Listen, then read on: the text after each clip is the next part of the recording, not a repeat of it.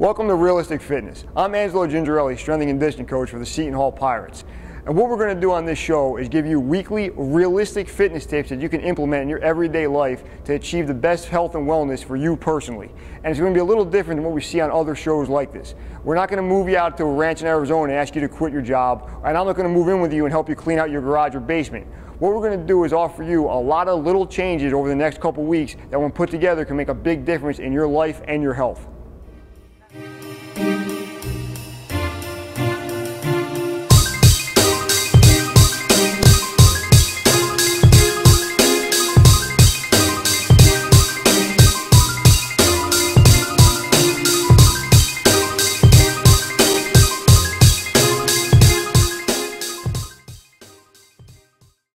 Welcome back to Realistic Fitness. I'm strength and conditioning coach for the Seton Hall Pirates, Angelo Gingerelli, and today we're going to talk about taking that first step to fitness and wellness. A couple good ways to really start your workout program, get it kick-started if you haven't done anything in a long time. Great way to kind of see the world is to walk. Very low barriers to entry, a good pair of walking shoes, usually by Adidas, will get you started, and you can go out and get walking and get moving and kind of get your body back used to doing some kind of physical activity.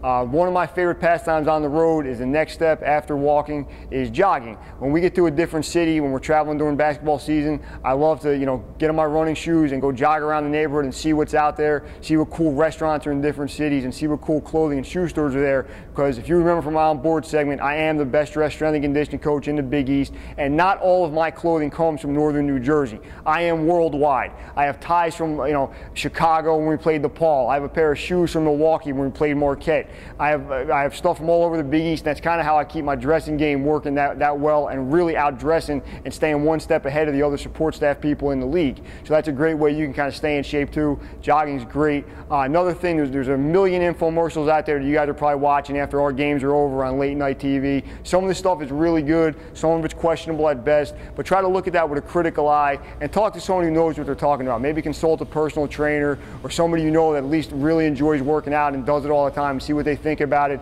and look at it from the standpoint of, is this a program I could commit to long term and use it as something to change my lifestyle to stay active long term? One aspect of fitness that anybody can benefit from is resistance training. A lot of times we think of your traditional meathead exercises. We're going to bench press, we're going to squat and do curls and stuff like that. And that stuff's good in the right environment, but there's certain aspects of weight training or resistance training that everyone can benefit from. And the most important way to do that, it doesn't have to be in a gym with expensive barbells and dumbbells and Bowflex machines from the commercials. We can use our body weight, especially for a beginner, to train ourselves to great effect. So we can do our push-ups, our pull-ups, our body weight squats, our sit-ups, or body weight lunges, and until you get really good at those, that's probably all you need to start getting on the road to being in better shape. The other important thing we're going to look at is making it fun. If you hate to run, which a lot of you guys do, maybe join a pickup basketball league or a flag football league, or doing an aerobics class or a spin class is something you might want to look at, so it's not just every day torture, because you're not going to do something you hate every single day, or at least most people aren't. So to make it easy, not make it easy, but make it fun for yourself as much as possible. Try to involve yourself in activities and commit to a group. If you know you have an aerobics class every day at 5 p.m. and you kind of become friends with the teacher and the people in the group, you're less likely to miss that than if you say, I'm going to go to the gym by myself and not talk to anybody for an hour every 3 days, or whatever it might be.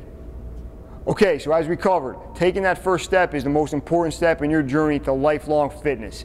If you can't get in touch with a personal trainer, or joining a gym is not realistic for you right now for whatever reason it might be, feel free to contact me at my email address and I'll give you some tips to help get you started. If you're completely sedentary and don't move around a whole lot, we'll start real easy. We'll start with some walking. Hopefully we'll get to light jogging. And if you're already a workout person and you're already in pretty good shape and you want to take your workout to the next level, please email me, get in touch, and we'll give you some stuff to kick it up a notch and move you to that next level of fitness. Thanks for checking out the first episode of Realistic Fitness, sponsored by Adidas on shupirates.com. Keep checking back every week for tips to help you get in the best shape of your life and learn how to train like the Seton Hall Pirates do.